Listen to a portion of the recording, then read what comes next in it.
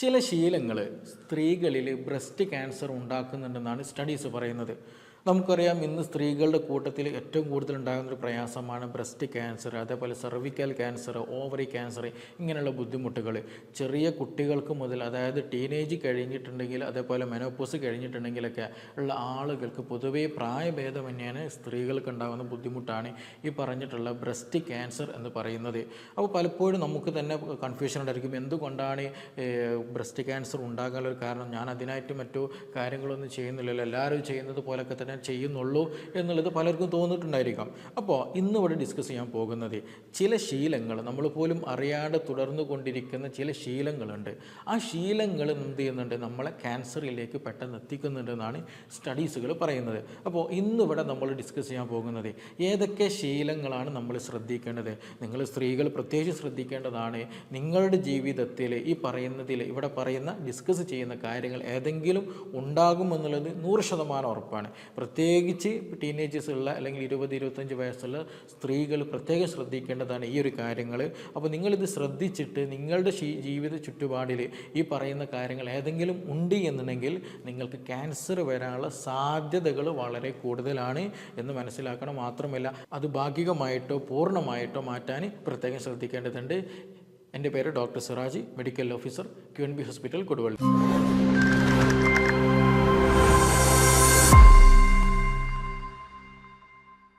ഇന്ന് ക്യാൻസർ വളരെ കൂടുതലാണ്. അതിന് പ്രായങ്ങൾ വ്യത്യാസങ്ങളൊന്നുമില്ല. അതായത് ഒരാൾക്ക് മെൻസസ് വന്നു കഴിഞ്ഞ് മെൻസസ് നിന്ന് കഴിഞ്ഞാൽ ഈവൻ മരണത്തിൻ്റെ ഇടയിൽ വരെ വളരെ ഡേഞ്ചറായിട്ടുണ്ടാകുന്ന ഒരു അസുഖമാണ്, അല്ലെങ്കിൽ മരണ കാരണം കൂടെയാണ് ഈ പറഞ്ഞിട്ടുള്ള ബ്രസ്റ്റ് ക്യാൻസർ എന്ന് പറഞ്ഞത്, മാറിടത്തിൽ ക്യാൻസർ ഉണ്ടാവുക എന്നുള്ളത്. അപ്പോൾ അതിനൊരുപാട് കാരണങ്ങളുണ്ട്. അതിൽ പ്രധാനമായിട്ടും പറയാനുള്ള ഒരു കാരണം എന്താണെന്ന് വെച്ചിട്ടുണ്ടെങ്കിൽ അമിതമായിട്ട് മധുരം കഴിക്കുക എന്നുള്ളത് തന്നെയാണ്. ചെറിയ കുട്ടികളാണെങ്കിൽ ചോക്ലേറ്റ്സ് വളരെ ഇഷ്ടമുള്ള ആളുകളുണ്ടായിരിക്കും, ബേക്കറി ഐറ്റംസ്, ജിലേബി ഇഷ്ടമുള്ള ആളുകൾ, ലഡു ഇഷ്ടമുള്ള ആളുകൾ, അങ്ങനെയുള്ള കൂടുതൽ മധുര പലഹാരങ്ങൾ കൂടുതൽ ഇഷ്ടമുള്ള ആളുകളുണ്ടായിരിക്കും. ഇതൊന്നും അല്ലാതെ ചില ആളുകൾ ഡയറ്റ് എടുക്കുന്ന ആളുകൾക്ക് ഉണ്ടായിരിക്കും. അവരെന്ത് ചെയ്യും, ജ്യൂസുകൾ കൂടുതൽ കോൺസെൻട്രേറ്റ് ചെയ്യും. നമ്മൾ കോളേജിൽ പോകാനുള്ള എളുപ്പത്തിൽ, അതേപോലെ പെട്ടെന്ന് ഉണ്ടാക്കാനുള്ള എളുപ്പത്തിൽ, ഓഫീസിൽ പോകുന്ന സമയത്തൊക്കെ പെട്ടെന്ന് ഒരു ഡിഷ് ഉണ്ടാക്കാനുള്ളൊരു സമയമില്ലെങ്കിൽ നമ്മൾ കൂടുതൽ എന്താ പറയുക, സ്വീകരിക്കുന്ന ഒരു മാർഗ്ഗമാണ് ജ്യൂസ് ഉണ്ടാക്കി കുടിക്കുക എന്നുള്ളത്. പക്ഷേ ഇത് പലപ്പോഴും എന്ത് ചെയ്യുന്നുണ്ട്, നമ്മുടെ ഹെൽത്ത് വളരെയധികം ഡാമേജ്ഡ് ആക്കുന്നത്, നമ്മുടെ ഹോർമോൺ വളരെയധികം ഇംബാലൻസ്ഡ് ആക്കുന്നുണ്ട്. ഒരു കാരണം എന്താണെന്ന് ചോദിക്കുകയെന്നുണ്ടെങ്കിൽ മധുരം കൂടുതൽ കഴിക്കുന്ന സമയത്ത് അത് കൂടുതൽ ഫ്രക്ടോസുകൾ ഉണ്ടാവുക. പ്രത്യേകിച്ച് ബേക്കറി ഐറ്റംസിലൊക്കെ ഫ്രക്ടോസ് വളരെ കൂടുതലായിരിക്കും. അപ്പോൾ അത് മാത്രമല്ല, നമ്മൾ ജ്യൂസ് കുടിക്കുന്ന സമയത്തും കൂടുതൽ ഫ്രക്ടോസ് വളരെ കൂടുതലായിരിക്കും. ഈ ഫ്രക്ടോസ് എന്താണ്, വളരെ തോതിലുള്ള ഗ്ലൂക്കോസ് കണ്ടൻ്റാണ്.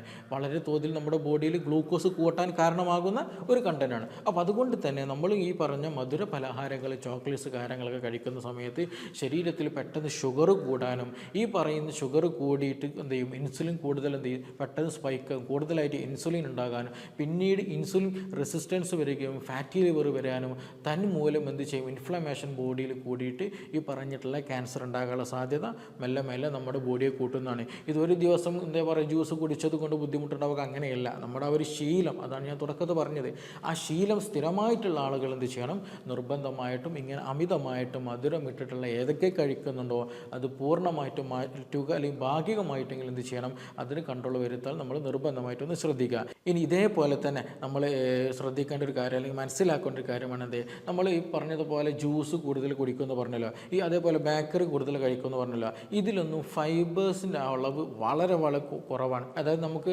നല്ലൊരു ഫ്രൂട്ട്സ് ഉണ്ടെങ്കിൽ ചിലപ്പോൾ അതിൽ ഫൈബേഴ്സ് ഉണ്ടായിരിക്കും, ഷുവറാണ്. പക്ഷേ നമ്മൾ ജ്യൂസ് അടിക്കുന്ന സമയത്ത് എന്ത് സംഭവിക്കും, ആ ഫ്രൂട്ട്സിലുണ്ടാകുന്ന ഫൈബേഴ്സൊക്കെ നഷ്ടപ്പെട്ടു പോകുന്നതാണ്. അപ്പോൾ വെറും ഒരു ഫ്ലേവർ ഉള്ള ജ്യൂസ്, എന്താ പറയുക, ആ ഒരു ഫ്രൂട്ടിന് ഫ്ലേവർ ഉള്ള ഒരു മധുരം നിറഞ്ഞിട്ടുള്ള ഒരു വെള്ളം അല്ലെങ്കിൽ അങ്ങനെയുള്ള ഒരു ഡിഷായിട്ട് അത് മാറുകയാണ്. അപ്പോൾ എന്ത് ചെയ്യരുത്, ജ്യൂസുകൾ കൂടുതലായി നമ്മൾ കഴിക്കുമ്പോൾ മധുരം കൂടുകയും ചെയ്യും, പ്ലസ് അത് മാത്രമല്ല ഫൈബർ നഷ്ടപ്പെടുകയും ചെയ്യും. അത് മാത്രമല്ല, ഞാൻ നേരത്തെ പറഞ്ഞു, ജിലേബി കഴിക്കുന്ന സമയത്തോ ഹലുവ കഴിക്കുന്ന സമയത്തോ ബിസ്ക്കറ്റ് കഴിക്കുന്ന സമയത്തൊക്കെ ഇതിലൊന്നും ഫൈബർ ഇല്ല എന്ന് തന്നെ പറയാം, സീറോ ആണെന്ന് തന്നെ പറയാം. അപ്പോൾ അതുകൊണ്ട് തന്നെ ഈ ഫൈബർ ഇല്ലാത്തതും മധുരം കൂടിയതുമായിട്ടുള്ള ഭക്ഷണങ്ങൾ കഴിക്കുന്ന സമയത്ത് നമ്മുടെ ബോഡിയിൽ നല്ല രീതിയിൽ പെട്ടെന്ന് എന്ത് ചെയ്യും, ഷുഗർ സ്പൈക്കായിട്ട് പോകും എന്നുള്ളത് തന്നെയാണ്. കാരണം ഫൈബർ ഉണ്ട് എന്നുണ്ടെങ്കിൽ എന്ത് ചെയ്യില്ല, പെട്ടെന്ന് ഷുഗർ ബോഡി അബ്സോർബ് ചെയ്യില്ല, അല്ലെങ്കിൽ പെട്ടെന്ന് ബ്ലഡിൽ ഷുഗർ കൂടില്ല. ഒരു മെല്ലെ പതുക്കെ സാവധാനം ഈ സമയമെടുത്തിട്ടാണ് ഷുഗർ ബ്ലഡിൽ കൂടുക. അതിനനുസരിച്ചിട്ട് മാത്രമേ എന്ത് ചെയ്യുള്ളൂ, മെല്ലെ മെല്ലെ സാവധാനം ഇൻസുലിൻ ബോഡി പ്രൊഡ്യൂസ് ചെയ്യുള്ളൂ. അപ്പോൾ കൂടുതലായിട്ട് ഇൻസുലിൻ റെസിസ്റ്റൻസ് കുറയ്ക്കാനും അല്ലെങ്കിൽ അതിനൊക്കെ നന്നായിട്ട് ഹെൽപ്പ് ചെയ്യും, സെൻസിറ്റിവിറ്റി കൂട്ടാനൊക്കെ ഹെൽപ്പ് ചെയ്യും.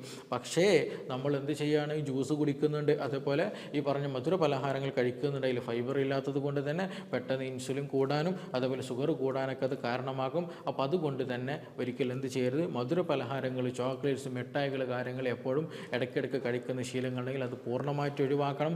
എപ്പോഴും ജ്യൂസ് കുടിക്കുന്ന ശീലങ്ങളുണ്ടെങ്കിൽ അതും പൂർണ്ണമായിട്ട് ഒഴിവാക്കേണ്ടതുണ്ട്. ഇനി മൂന്നാമത് നമ്മൾ പ്രധാനമായിട്ട് ശ്രദ്ധിക്കേണ്ടതാണ് ഈസ്ട്രോജൻ ഡിപ്പെൻഡഡ് ആയിട്ട് എന്ത് ചെയ്യുക, ക്യാൻസർ സംഭവിക്കുക എന്നുള്ളത്.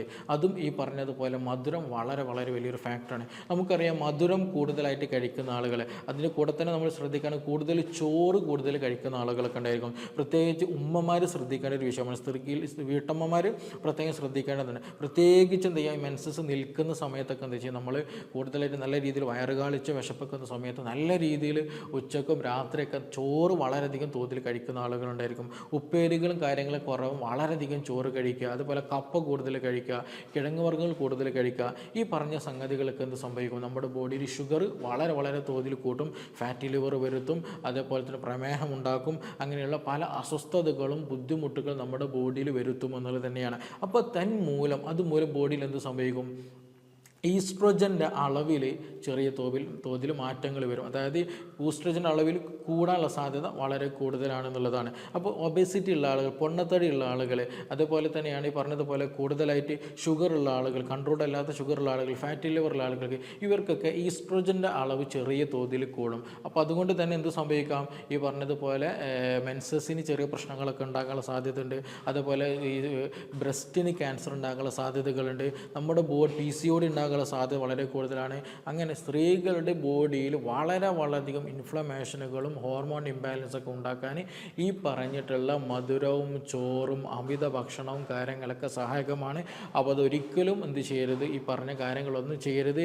ഇടവിട്ട് നമ്മൾ കൺട്രോൾഡായിട്ട് മാത്രം ഭക്ഷണം കഴിക്കാൻ ശ്രദ്ധിക്കുക.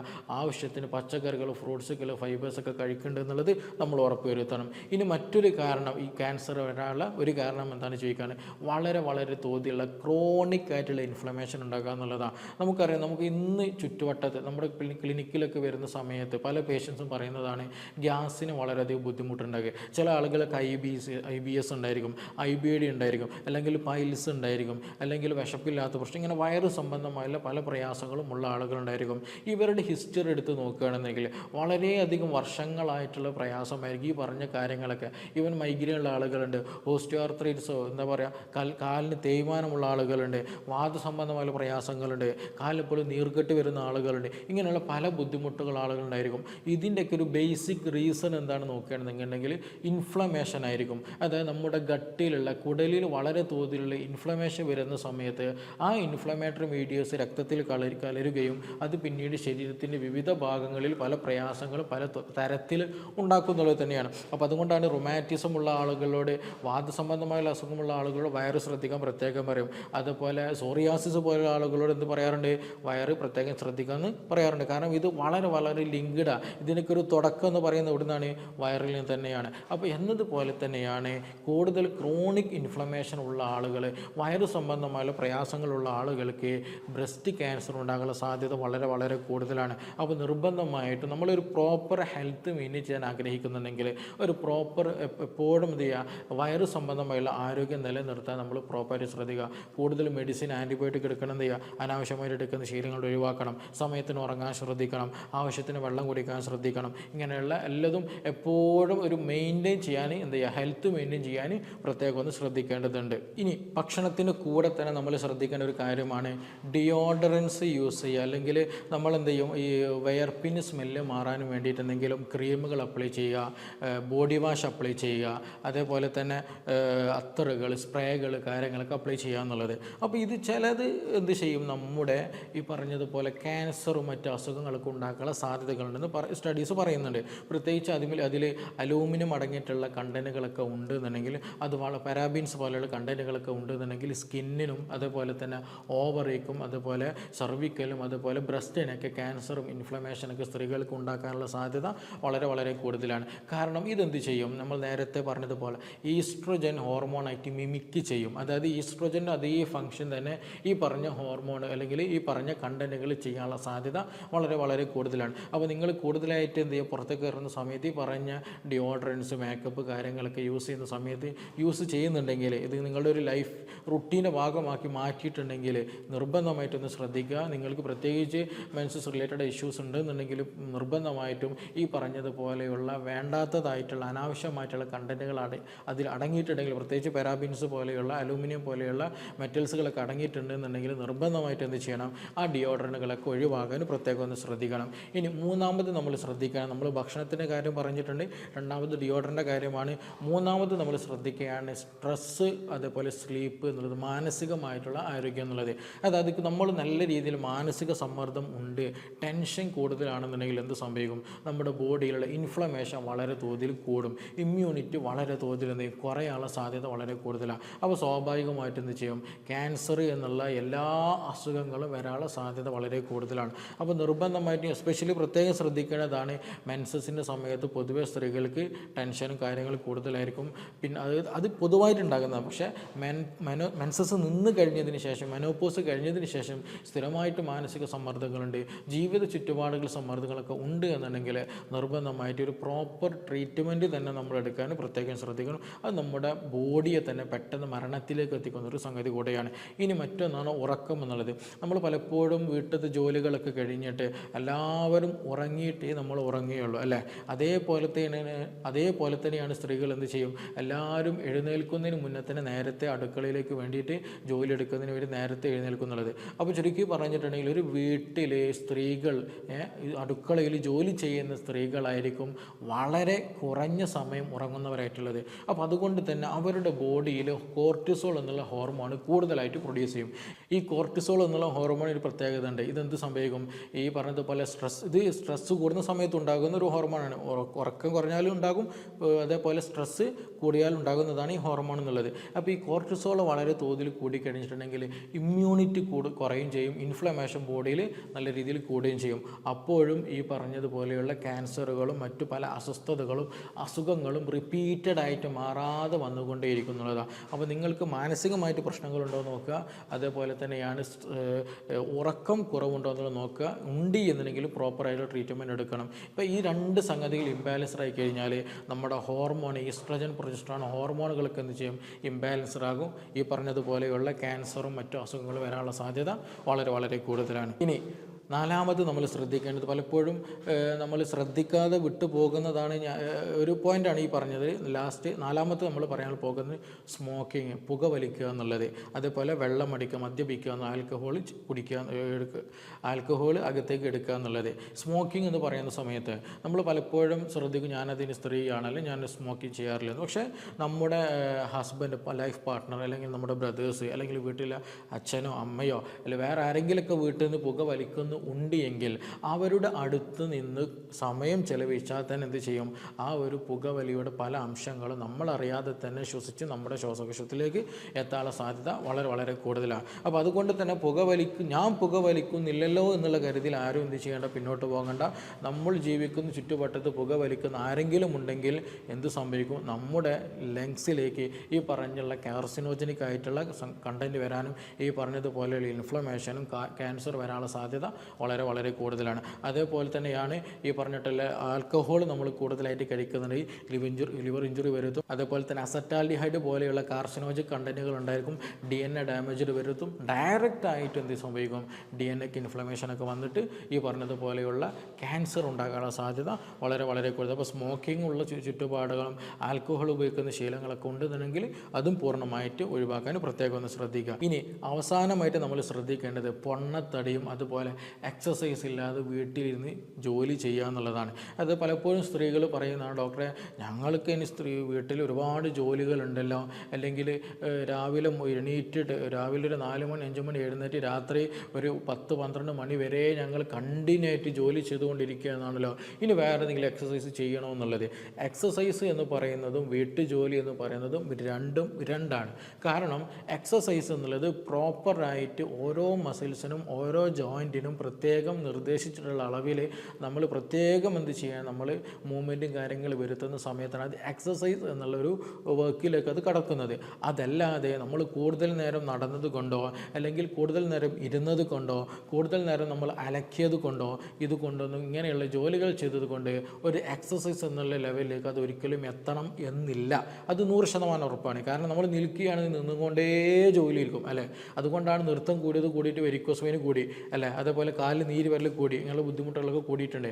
അപ്പോൾ എക്സസൈസ് എന്ന് പറയുന്നത് വേറെ തന്നെയാണ്, വീട്ടുജോലി എന്ന് പറയുന്നത് വേറെ തന്നെയാണ്. അപ്പോൾ നിർബന്ധമായിട്ടും എന്ത് ചെയ്യണം, സ്ത്രീകൾ എക്സസൈസുകൾ ചെയ്യാൻ ശ്രദ്ധിക്കണം, പൊണ്ണത്തടി കുറക്കാൻ ശ്രദ്ധിക്കണം. ഞാൻ നേരത്തെ തുടക്കത്തിൽ പറഞ്ഞ ഭക്ഷണത്തിന് കൂടെ കൂടുതലായിട്ട് മധുരപലഹാരങ്ങൾ കഴിക്കുന്നത് കുറയ്ക്കുക, അമിതമായിട്ട് ചോറ് കഴിക്കുന്നത് ശ്രദ്ധിക്കുക, അമിതമായിട്ട് മധുരമുള്ളതൊക്കെ ശ്രദ്ധിക്കുക. കാരണം ഒബേസിറ്റി വരുത്തിയിട്ടുണ്ടെങ്കിൽ ഇൻസുലിൻ റെസിസ്റ്റൻസ് കൂടുകയും നേരത്തെ പറഞ്ഞതുപോലെ ഈസ്ട്രോജൻ ഹോർമോണിൻ്റെ ബാലൻസ് പ്രശ്നത്തിൽ വരും, അതുപോലെ ഇൻഫ്ലമേഷൻ കൂടുതലായിട്ട് ബോഡിയിൽ കൂടും, പെട്ടെന്ന് ക്യാൻസറും ബുദ്ധിമുട്ടുകൾ അസുഖങ്ങൾ കൂടാനുള്ള സാധ്യത വളരെ വളരെ കൂടുതലാണ്. അപ്പോൾ നമ്മൾ സ്ത്രീകൾ നിർബന്ധമായിട്ട് ശ്രദ്ധിക്കേണ്ടതാണ് ഈ പറഞ്ഞ കാര്യങ്ങൾ. ഒന്ന്, നമ്മൾ ഭക്ഷണത്തിന് അമിതമായിട്ട് മധുരം ഫൈബർ ഇല്ലാത്ത ഭക്ഷണങ്ങൾ കൂടുതൽ കഴിക്കുക, കാർബ് കൂടുതൽ കഴിക്കുക, മിഠായികൾ കൂടുതൽ കഴിക്കുക, ചോക്ലേറ്റ് കൂടുതൽ കഴിക്കുക. ഈ ശീലമുള്ള പെൺകുട്ടികൾ നിർബന്ധമായിട്ട് അത് ഒഴിവാക്കാൻ ശ്രദ്ധിക്കുക. അതേപോലെ നമ്മൾ നേരത്തെ പറഞ്ഞപ്പോൾ ആൽക്കഹോളിസം, അതേപോലെ തന്നെ സ്മോക്കിംഗ് ഉള്ള സിറ്റുവേഷനൊക്കെ ആണെങ്കിൽ മാറി നിൽക്കാൻ ശ്രദ്ധിക്കണം. മാനസിക സമ്മർദ്ദങ്ങൾ കൂടുതലുണ്ട്, ഉറക്കം കിട്ടുന്നില്ല, ടെൻഷൻ കൂടുതലാണെങ്കിൽ അത് ഒഴിവാക്കാൻ ശ്രദ്ധിക്കണം. പൊണ്ണത്തടി നിങ്ങൾക്ക് ഉണ്ട്, വീട്ടിൽ നിന്ന് പാരമ്പര്യമായിട്ടുള്ളവരുണ്ടായിരിക്കാം, അല്ലാത്തവരുണ്ടായിരിക്കാം, എന്ത് തന്നെ ആയാലും ശരി, പൊണ്ണത്തടി ഉള്ള ആളുകളാണ് എക്സസൈസ് ചെയ്യുന്നില്ല എന്നുണ്ടെങ്കിൽ നിർബന്ധമായിട്ടും അത് ഒഴിവാക്കാൻ, അല്ലെങ്കിൽ അത് അസുഖം മാറാൻ വേണ്ടിയിട്ട് പ്രത്യേകം ശ്രദ്ധിക്കണം. എക്സസൈസ് ചെയ്യാനും തടി കുറക്കാനും നിർബന്ധമായിട്ട് ശ്രദ്ധിക്കുക. അതുകൊണ്ടാണ് പലപ്പോഴും തടി കൂടിയത് കൊണ്ടാണ് പല ആളുകൾക്ക് അല്ലെങ്കിൽ മിക്ക ആളുകൾക്കും PCOD വരാനുള്ളത്. എന്തല്ല, PCOD വന്നിട്ട് തടി കൂടുന്നതല്ല. അപ്പോൾ ഇതിൻ്റെ എല്ലാത്തിനും ബേസിക് എന്താണ്, ഈ പറഞ്ഞതുപോലെ ഭക്ഷണമാണ്, നമ്മുടെ ശരീരത്തിൻ്റെ പ്രത്യേകതകൾ അല്ലെങ്കിൽ നമ്മുടെ ഭക്ഷണശീലങ്ങൾ, നമ്മുടെ ജീവിത ശൈലികളുമാണ് അതിൽ നിർബന്ധമായിട്ട് മാറ്റങ്ങൾ കൊണ്ടുവരാം. ഇനി എങ്ങനെ നമുക്കൊരു ബ്രസ്റ്റിൽ, എനിക്ക് ചിലപ്പോൾ ചില ആളുകൾ സംശയം ഉണ്ടായിരിക്കും, എനിക്ക് എങ്ങനെ ഈ ഒരു ബ്രസ്റ്റിൽ ക്യാൻസർ ഉണ്ട് അല്ലെങ്കിൽ ബുദ്ധിമുട്ടുണ്ടെന്ന് എങ്ങനെ നമുക്ക് മനസ്സിലാക്കാൻ പറ്റുമെന്നുള്ളത്. അതിന് സിമ്പിളായിട്ടൊരു ടെക്നിക്കുകളുണ്ട്. നമ്മൾ എന്ത് ചെയ്യണം, കണ്ണാടിയുടെ മുമ്പിൽ പോയി നിൽക്കുക. നമ്മൾ എന്ത് ചെയ്യുക, ഡ്രസ്സൊക്കെ ചേഞ്ച് ചെയ്തതിന് ശേഷം കണ്ണാടി മുമ്പിൽ നേരിട്ട് നോക്കുക. എന്നിട്ട് കണ്ണാടിയിലേക്ക് നോക്കിയിട്ട് വേണം നമ്മുടെ ബ്രസ്റ്റ് എക്സാമിൻ ചെയ്യാൻ നമ്മൾ ശ്രദ്ധിക്കേണ്ടത്. അതിലൊന്ന് നമ്മൾ ശ്രദ്ധിക്കേണ്ടത് എവിടെയെങ്കിലും കളർ രണ്ടിൻ്റെയും സൈസ് ഓക്കെ ആണെന്നുള്ളത് നോക്കണം. ചില ആളുകൾക്ക് ചെറിയ രൂപത്തിലുള്ള സൈസ് വ്യത്യാസം ഉണ്ടായിരിക്കും. പക്ഷേ നമ്മൾ സ്ഥിരമായിട്ട് നിൽക്കുന്ന സമയത്ത് അതിലുള്ള മാറ്റങ്ങൾ കാണാൻ പറ്റും. ചിലപ്പോൾ എന്ത് ചെയ്യും, കൂടുതൽ വലിയ തോതിൽ സൈസ് വ്യത്യാസമുണ്ടെങ്കിൽ നിർബന്ധമായിട്ട് ശ്രദ്ധിക്കണം. അതേപോലെ തന്നെ അതിന് ഷേപ്പിൽ മാറ്റങ്ങളുണ്ടെങ്കിൽ നിർബന്ധമായിട്ട് ശ്രദ്ധിക്കണം. അതേപോലെ തന്നെ അവിടെ നമ്മളെ ബ്രസ്റ്റ് ടിഷ്യൂവിൽ, ആ ബ്രസ്റ്റിൽ എവിടെയെങ്കിലുമൊക്കെ കളർ ചേഞ്ചസ് ഉണ്ടോ അല്ലെങ്കിൽ എന്തെങ്കിലും ബുദ്ധിമുട്ടുകൾ എന്തെങ്കിലും അടയാളങ്ങളുണ്ടോ എന്നുണ്ടെങ്കിൽ നിർബന്ധമായിട്ട് ശ്രദ്ധിക്കണം. എന്തെങ്കിലും മുഴ പോലെ വരിക, അതുപോലെ എന്തെങ്കിലും ചുവന്ന കളർ വരിക, കറുപ്പ് കളർ വരിക, അങ്ങനെ എന്തെങ്കിലും നിറവ്യത്യാസങ്ങൾ ഉണ്ടോ എന്നുള്ളത് നമ്മൾ നിർബന്ധമായിട്ട് ശ്രദ്ധിക്കണം. അതേപോലെ തന്നെ എന്ത് ചെയ്യണം, ബ്രസ്റ്റിലെ നിപ്പിൾസ് ഉൾഭാഗത്തേക്ക് പോയിട്ടുണ്ടെങ്കിൽ അല്ലേ, പൊതുവെ നിപ്പിൾസ് പുറത്തേക്ക് തള്ളിയിട്ടാണല്ലോ ഉണ്ടാകുക. പക്ഷേ ചില ആളുകൾക്ക് ചിലപ്പോൾ എന്ത് സംഭവിക്കാറുണ്ട്, ഉൾഭാഗത്ത് ഇൻവേർട്ടഡ് ആയിട്ട് കാണാറുണ്ട്. അപ്പോൾ അങ്ങനെ ഉണ്ടെങ്കിൽ നിർബന്ധമായിട്ട് ശ്രദ്ധിക്കണം. നിങ്ങൾ എന്ത് ചെയ്യണം, നല്ലൊരു ഫിസിഷ്യനെ കണ്ടിട്ട് വേഗം ട്രീറ്റ്മെൻറ്റ് എടുക്കാൻ എന്താണെന്നുള്ളത് നമ്മൾ ടെസ്റ്റ് ചെയ്തിട്ട് കാര്യങ്ങളിലേക്ക് എത്തിക്കേണ്ടതുണ്ട്. അതേപോലെ തന്നെ ഇതാണ് നമ്മൾ ജസ്റ്റ് എന്ത് ചെയ്യേണ്ടത്, കണ്ണാടിയിൽ നോക്കുന്ന സമയത്ത് പ്രത്യേകമായിട്ട് ശ്രദ്ധിക്കേണ്ടത്. കണ്ണാടിയിൽ നോക്കുന്ന സമയത്താണ് നമുക്ക് കംപ്ലീറ്റ് എന്ത് ചെയ്യാൻ പറ്റുള്ളൂ, ശരിക്ക് കാണാൻ പറ്റുള്ളൂ. അതുകൊണ്ടാണ് കണ്ണാടിയിൽ തന്നെ യൂസ് ചെയ്യണം എന്ന് പറയുന്നത്. ഇത് ജസ്റ്റ് നോക്കുമ്പോൾ നമുക്ക് മനസ്സിലാകുന്നതാണ്. ഇനി മറ്റൊന്ന് നമ്മൾ ടച്ച് ചെയ്തിട്ട് മനസ്സിലാക്കേണ്ടത്, അത് ബ്രസ്റ്റ് ടിഷ്യൂവിൽ നമ്മൾ ടച്ച് ചെയ്ത് ശ്രദ്ധിക്കേണ്ടതുണ്ട്. അപ്പോൾ നമ്മൾ എന്ത് ചെയ്യണം, ഈ 3 വിരൽ കൊണ്ട് ഈ രണ്ട് ബ്രസ്റ്റിൽ എന്ത് ചെയ്യാം, ഒരു സർക്കുലർ മോഷന് മെല്ലെ എല്ലാ ഭാഗത്തും ടച്ച് ചെയ്ത് നോക്കുക.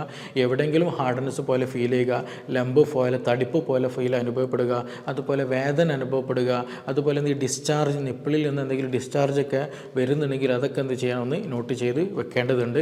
അതേപോലെ തന്നെ എന്ത് ചെയ്യണം, നമ്മൾ ടെസ്റ്റ് ചെയ്യുന്ന സമയത്ത് നമ്മുടെ ആംപിറ്റിൻ്റെ അല്ലേ, അതായത് കൈത്തൊക്കിൻ്റെ താഴെയായിട്ട് ആ ഭാഗത്തൊക്കെ ടച്ച് ചെയ്ത് നോക്കണം. അവിടെയൊക്കെ സ്വെല്ലിങ് വരാനുള്ള സാധ്യതകളുണ്ട്.